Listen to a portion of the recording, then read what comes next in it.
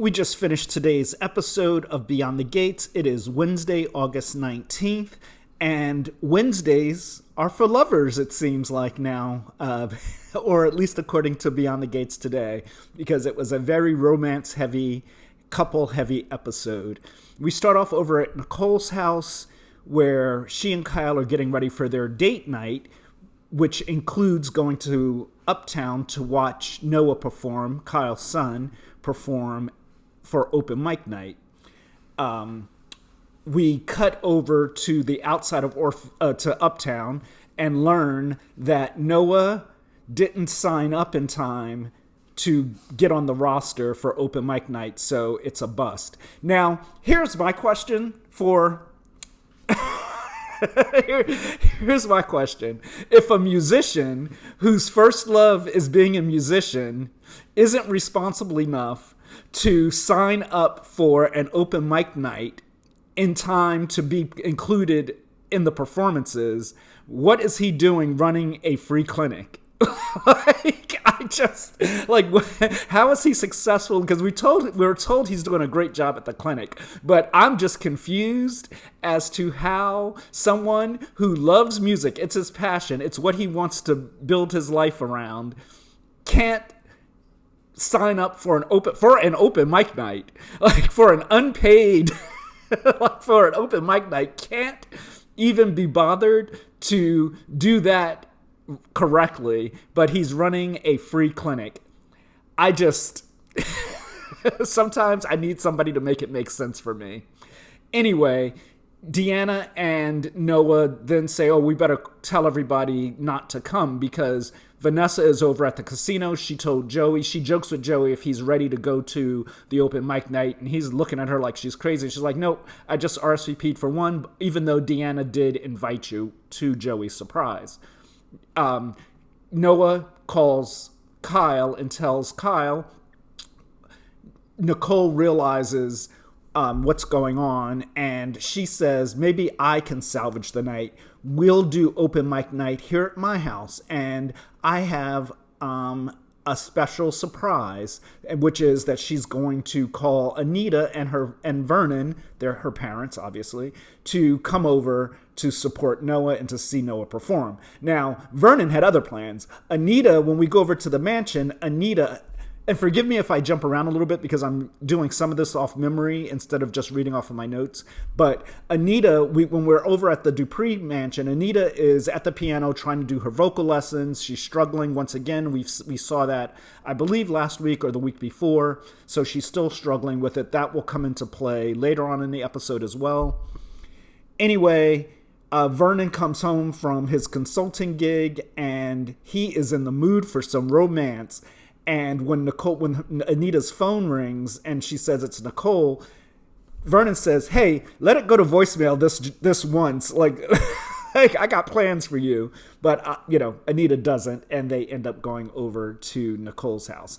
So, and I'm just going to go through all the open mic night stuff now because it's just easier because they were cutting back and forth a lot. But anyway, Kyle is disappointed. And again, going back to what I was saying about how Noah can't even sign up for an open mic night, but he's running a clinic. Kyle is like, he thinks he was too loose with Noah as a parent. He indulged him too much because, of his wife's death. And Nicole tries to reassure him that he was, just trying to connect with his son. Nicole, the therapist, helping her boyfriend feel a little better. Obviously, Kyle is not 100% on board with Noah as a musician. He probably thinks Noah has some growing up to do, although Noah looks pretty grown up. He's like, I don't think there's much more, other than collecting Social Security that he's got on his agenda. But anyway, I joke, people. It's just a joke. Anyway, but I think it's interesting, and I'm wondering if they will allow this conflict between Kyle and Noah for as long as Kyle is on the show, for Kyle and Noah to fester a little bit, that this will be kind of a thing between them where Kyle wants to be supportive of Noah's, musical ambitions, but there's just a part of him that can't go full-fledged 100% in on being supportive. And listen, I don't know if that's going to happen. I know Beyond the Gates doesn't tend to let conflicts between characters linger for very long. So I think after tonight, Kyle was so proud of Noah's performance in front of everyone that it might just be, today might have just been a bump, and we might never hear of Kyle's, disapproval ever again. But anyway, as the guests arrive at Nicole's, we find Vanessa, Deanna, Noah is there, Anita, Vernon, and of course Kyle. So it's a small, intimate group. And I'm going to talk, I think there was a missed opportunity in this episode, but I'll get to that in a minute.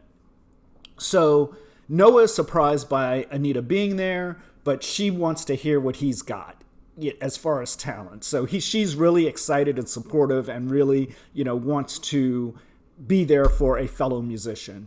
Noah obviously is nervous to sing in front of Anita, and then he realizes as he's talking to Deanna, she brought him some little gift for his guitar. I don't know what it does, but I've always wanted to learn how to play the guitar, but I'm not good with reading music, and so anyway. But I think playing the guitar is one of the sexiest things, and I admire anybody who can actually play the guitar. I think someone singing and only playing the guitar is just one of the most amazing, in the piano, the piano too, but I just love the guitar and a man strumming a guitar, a mic, and just singing a song. Just an amazing thing. Always wished I had learned how to do it. Anyway, enough about my failures in life. So he's tuning his guitar. Anita keeps looking over at him. She sees the panic. She recognizes that panic, and she talks to him about it. But Deanna asks what song he's going to sing, and a song he's working on. It's about falling in love and not pushing people away, which he did a lot of after his mother passed, because he just figured everyone would leave.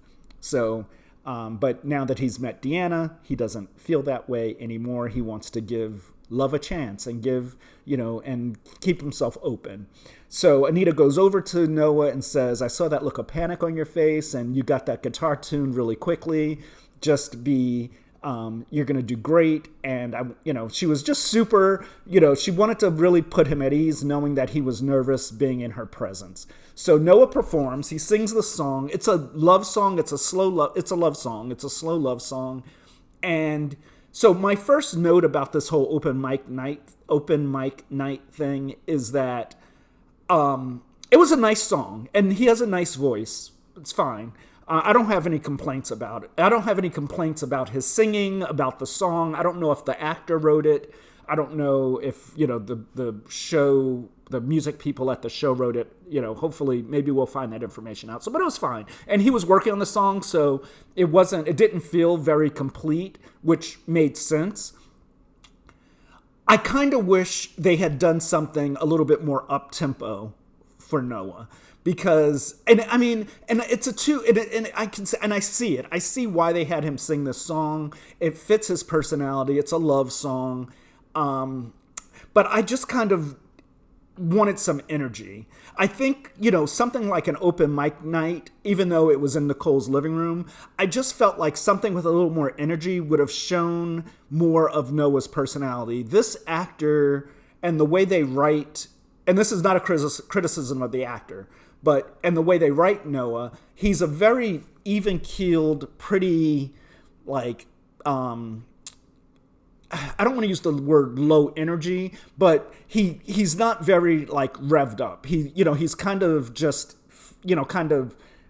flat in terms of you don't see a lot of energy coming from him. And I think that's the character. It's again, I don't think it's like one of the other performances we see on the show where it just happens to be not a good performance. I think this is just who this character is. It's the interpretation of the character, which is fine.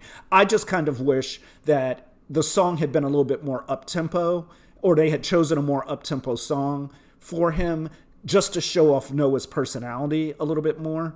But that's my thing. The other thing I will say about this open mic night is that I think the show actually missed an opportunity, because as I talk about the rest of the episode, this episode was really themed around romance and couples. And I think that they could have done a really fun episode at Uptown with the open mic night. They had the cast, right? So they had a lot of people in this episode. They had the cast. They could have had all these people, instead of having them at Orphe Jean's and having them at the nurse's house. They could have, apartment, but it'll be a house soon. It'll probably be a mansion behind the gates. She'll get like some big hospital bonus. But no, I have to be nice because Ashley hasn't been on my nerves. But anyway, even though today's story was utterly insane. And that's not Ashley's fault.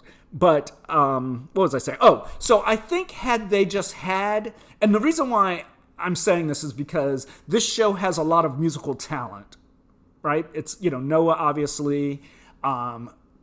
Lammy, who plays Isaiah, is a musician, performer. I'll talk about Leslie, Leslie sings, Trisha Mann Grant sings, obviously Anita, and we know we couldn't have Anita singing because that's her, part of her new journey is getting her voice back, which I think is perfect for the character, so I'm no complaints there.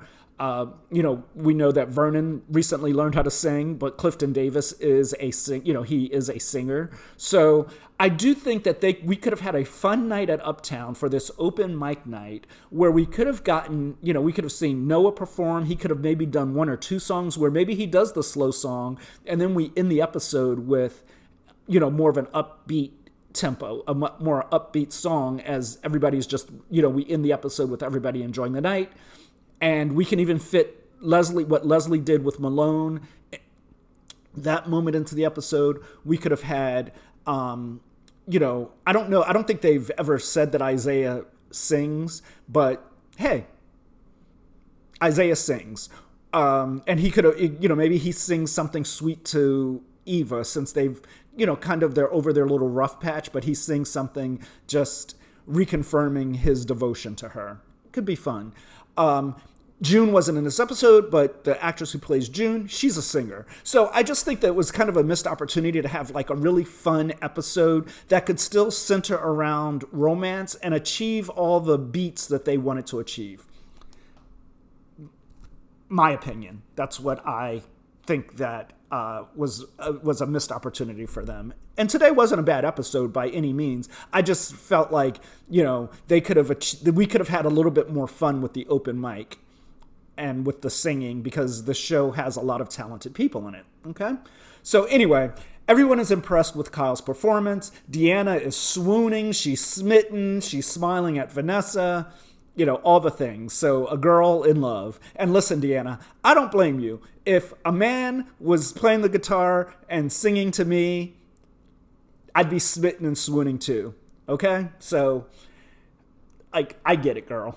Anyway, after the performance, Vernon goes up to Kyle, talks about Noah, and says he's like, it's time we have a talk. Nicole is this extraordinary, brilliant woman. And Vernon basically is revving up to tell Kyle, like, don't hurt my daughter. She's been through a lot. But he doesn't really get there. And Kyle, I was like, Greg, are you about? Because one thing, I was like, Greg, please don't become weepy. Because as Eric on Days of Our Lives and as Lucky on General Hospital, those two characters were always weepy. And one of the reasons why I've enjoyed Greg Vaughn in this role so much is because Kyle only gets a little weepy, as he's talking about his dead wife, but he doesn't, it's not, it's just kind of misty. It's not like the full-on Eric Lucky performance that we would get. And he's very good at crying. It's just like, I just like that we're seeing a lighter side of him. And he's, and with Nicole, again, I know there are people out there who are not Kyle and Nicole fans. I am. I like them together. And I think they bring out fun in each other, but they still come off as a mature couple. But Nicole interrupts, Vernon, and she's like, "This night is about Noah, not tonight. You'll have plenty of time to have a one-on-one with Kyle," which was nice. But it made sense that Vernon, because Vernon's like, "I understand that you're dating her exclusively now." So of course he wanted to have that talk because he hasn't really he doesn't know, he knew Carlton, he's known Carlton for years. He really hasn't spent a lot of time with Kyle, even though Kyle has been at family functions, but at that time, Nicole was dating both Carlton and Kyle, even though you wouldn't know it because she was always bringing Kyle to the family functions. Vanessa and Deanna have a chit-chat after the performance. Deanna really likes Kyle, really likes Noah, and I wrote Kyle in my notes for some reason, but she's going to take her time. And, she said it the other day. She's going back up to school, and, who knows what will happen. Side note, silly me, I was under the impression that we were going to get a summer story of Deanna going after Joey. It's time to go back to college. Like, my niece, we sent her off. My nephew goes off to college next week. They're all back to school. My other nephew's back at school. He went back last week. They're all back at school. Deanna and DeAndre, is that Darnell? Donnell and Deanna, they have the wackiest school schedule I have ever seen. But they were left back a year because they were supposed to be graduating seniors this year. Besides the point. I'm just disappointed that we didn't. I thought we were going to get the story of Deanna snooping and, or plotting and going after Joey. But it seems like all she's going to do is go back to college and she'll just have to talk to her dead father through her phone, in her sorority house. Disappointing. I thought we were going to get a really fun Deanna story. But alas, Anita goes over and talks to Noah. She says, I see that you were nervous performing in front of me, and then she tells an articulate story about being nervous, and just that, he should step on every stage as if it's important show as ever. I know I wrote that quote down incorrectly, but basically every time you do it like this is good. This is the thing this time is the most important, and every time is the most important. And I think that's a good life lesson as well. I really enjoyed that line. And she told him his voice is beautiful and he has stage presence, and she invited him to sit in on her vocal sessions next week. She wants the ear of a younger generation. Yes, he is younger than Anita. I know, I'm going to leave that guy alone. Because he's perfectly serviceable as a character, as an actor. He's fine. I'm not dogging his acting skills. It's just that, he doesn't read as, 25, 26. Sorry, he just doesn't. But he's charming enough, and he lights up in his scenes with Deanna. I totally bought him as this nervous, shy, incredulous younger performer in front of Anita. So he's doing what he's there to do. And she also has another quote that I totally believe in and have never articulated it this way, but it's something that I totally believe in and have, in my career have tried to, try to do. And she said, mentoring is as much an honor as being mentored. And I think that is so true. And, as I've tried to, as I've mentored people, it is an honor. It is an honor to have their attention, to see what they go off and do, because ultimately it's not about the mentor. It's about, the mentee and what they go off and accomplish. So that's, and then you feel really good when you see whatever it might be. It might even be in the field that, as you were mentoring them in of your expertise, but they go off and they do great things and become good people. And, you're proud, you're honored and proud. So anyway, he keeps calling her Miss Williams. I don't understand why he's not calling her Mrs. Dupree, but she says, we're going to be seeing a lot of each other. Call me Anita. Vernon pulls Anita aside. Hey, I told you we could do what you wanted to do the first half of the night, but then we got to do what I want to do the next rest half of the night. Let's get out of here. I'm ready for some sex. Now, he didn't say that, but we knew what he was talking about. And he gets her home, and he presses that he can't even, he's like, I'm not even taking the time to walk up the stairs with you. They get on that elevator to go up and have their rendezvous. So, yeah. And Kyle does give Noah a small lecture about making sure that he's on time for whatever appointments he has with Anita, which I think was a good note because Noah, boy, anyway. After the performance, Vanessa ends up back at the casino. She updates Joey on the night, and she says that she thinks Deanna will be preoccupied with Noah and won't obsess over their relationship. So probably right. And then they go to have sex on the, they start kissing, assuming they're going to have sex on the card table as usual. But before Vanessa gets there, Isaiah comes over to visit Joey. And Joey asks about Eva, and they talk about, the scars and all the stuff. And Joey tells him to just be patient and understanding.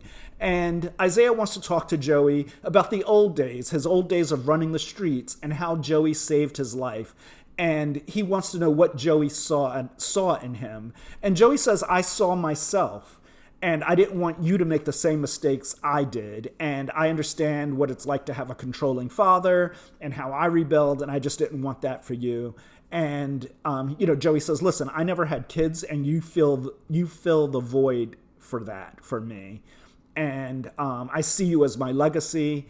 So, when I'm no longer here, I won't just have a sketchy reputation.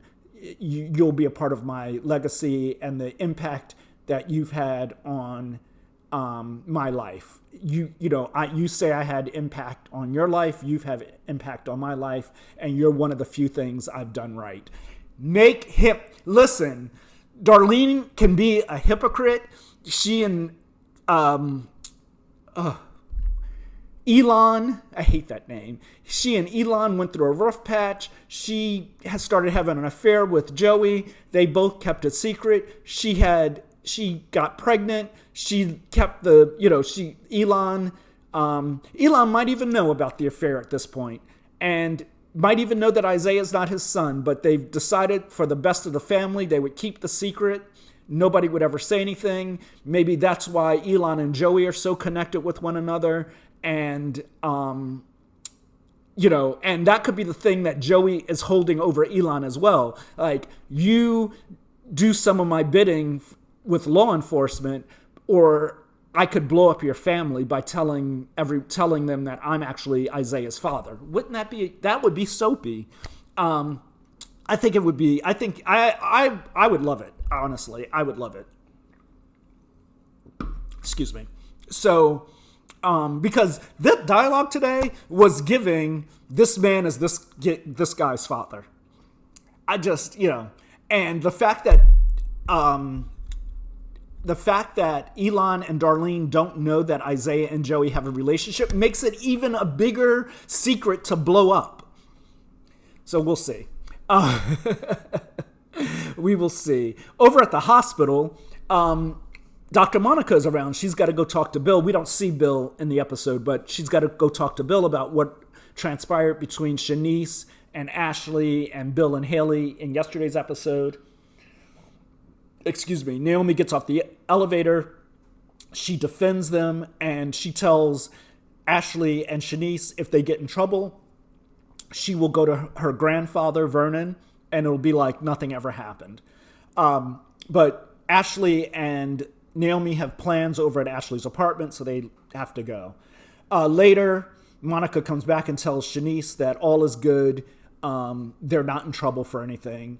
And Shanice tells Monica how Ted wants to meet her brothers. Monica is like, oh, those knuckleheads, and, the whole thing. So I'm not going to spend a whole lot of time on that because they'll probably have Ted meet the brothers and we'll never see it. Over at the police station, Jacob and Malone got into it. Malone's like, you're still looking for the impaler. Jacob accused Malone of not doing any work. He only worked a half a day today. Then Leslie comes in to get Malone for their date. and Malone calls Jacob Scooby-Doo. So that's the only reason I decided to go through it, because I was like, oh yeah, he did call him Scooby-Doo, which, like, Scooby-Doo's a better detective than Jacob.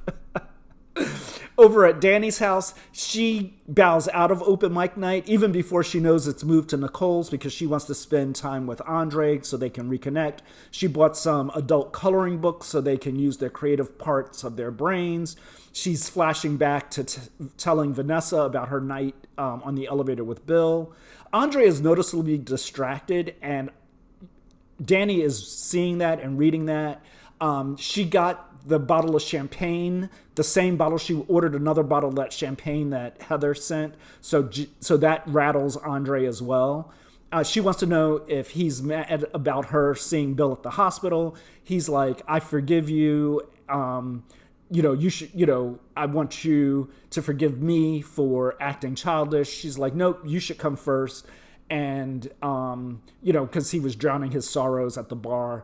And of course, they end up having sex. So it was a very, again, this was a episode about romance and couples reconnecting and all the things, or reconnecting. But it was a somewhat romantic episode. So that's why I think that this could have been accomplished at Uptown with all these people. Danny and Andre could have stayed at home. Not saying they needed to be there, but Danny sings too. Carla sings. So yeah, it could have been like just a fun night where, we had characters sing, a fun episode where we just had characters singing. Listen, Jacob threw a surprise for Naomi at Ashley's apartment because for some reason they can't take that trip to, I guess Bill's in the hospital. He's not giving up on the Impale. So it's not for some reason. There are reasons. But a Mexican themed party with just Grayson and Ashley. And Naomi describes Jacob. She's like, my crazy ass husband. Where is that? Like, can we see that Jacob? Because I have not met that Jacob. I would love to meet that Jacob. Also, she refers to Ashley and Grayson as her thoughtful besties. So Derek is just replaced. Like, Grayson has, removed Derek, insert Grayson. You can't see my hand, but insert Grayson. Wild stuff. Over at Orphe Jeans, Leslie comes in with Malone. Eva's waiting for Isaiah. Leslie and Malone go over for their little dinner date at the table. He asks about the ultimatum voicemail she left him. She said she wants to be somebody's world, somebody's person. He says he doesn't like to be cornered, but he'll make an exception tonight because he needs her in his life, and he wants her to move on to his boat, the Sheila.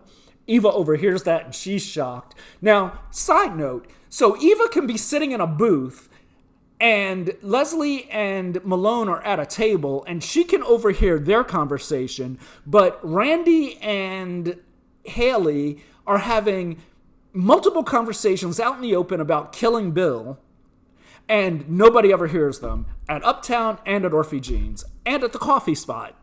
Nobody ever overhears them, but Eva can sit in a booth and overhear those two. Anyway, Leslie says she is not a boat person. Malone gets a little upset, goes to the men's room. Eva goes over to the table. What are you doing? You're pushing him away.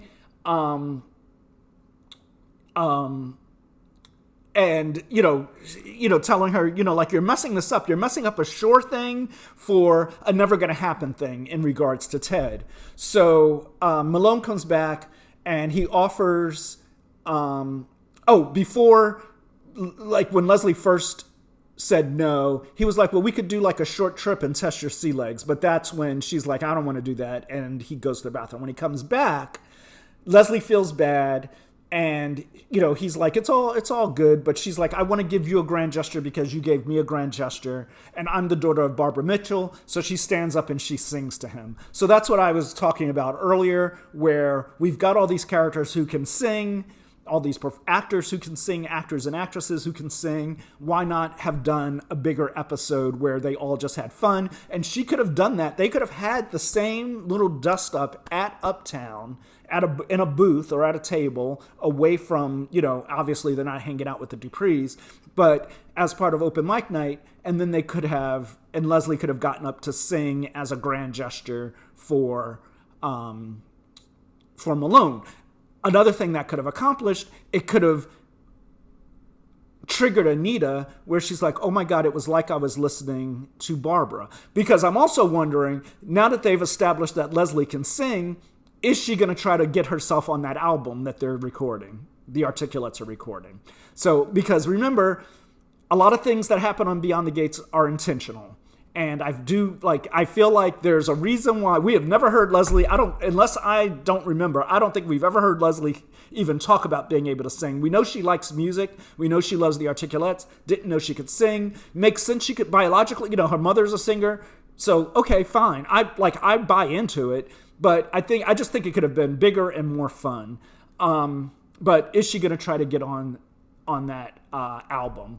So, and later Shanice tells Ted that, all is good with the Bill situation, and they decide that they're going to meet at his hotel room, melt some chocolates in the microwave, and have some fun with with melted chocolate together. So it was again, couples, romance, all the things, the sex, all the things. When is Ted moving out of that hotel? That was the thought. I had lost my thought. Move out of the damn hotel room, Ted. Buy a house in Fairmont Crest because we're supposed to be watching Beyond the Gates. Let's get some people living in the gates. Anyway, it was a Wednesday episode. Plot wasn't really moved forward that much. I think the Noah Anita stuff, because I did say, and remember guys, if you go back to some of my videos, I did say that I thought that one of the reasons they brought Noah onto the show was that they wanted somebody to help Anita get her voice back. Somebody to help her with her vocal lessons. And so there was a reason why they were bringing a young musician onto the show that could help Anita regain her singing voice. And I think I was probably right about that. I do think maybe the Leslie, so they're moving that forward. The Leslie being able to sing part might be a plot point, a beat that they're going to play with the Articulates reunion album storyline.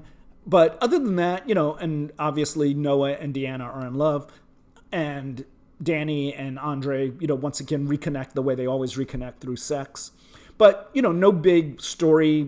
no super big story movement in today's episode. It felt like an old school Wednesday soap opera episode. And if you've been watching soaps for a long time, you'll understand that Wednesdays tended to be like a slower episode where they would tend to catch the audience up on plot and what was going on in the story on the show with various characters. And, but nothing major story-wise would usually happen, because Thursday and Friday would be the Thursday would be the setup for the Friday episode. The Friday episode would generally have a big cliffhanger.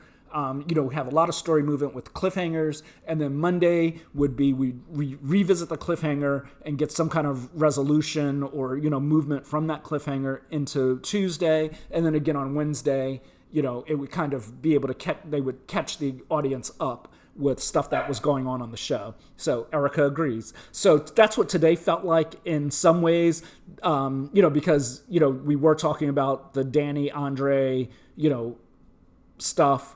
Bill stuff, Heather stuff, even though Heather's name didn't come up, but we know it as the audience, we understand that Andre's distracted about the Heather thing. So a lot of it, while they weren't reminding us about big story points, because there aren't a lot of huge stories happening right now, we did get a little bit of just reminder. But today was kind of a day in the life of these characters, and some light romance. And, all about couples.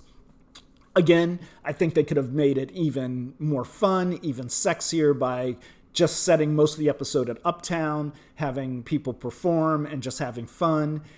But, this was shot 4 months ago. If they'd asked me 4 months ago, I would have told them to do that. But they didn't ask my opinion because they don't care. Anyway, fine Wednesday episode.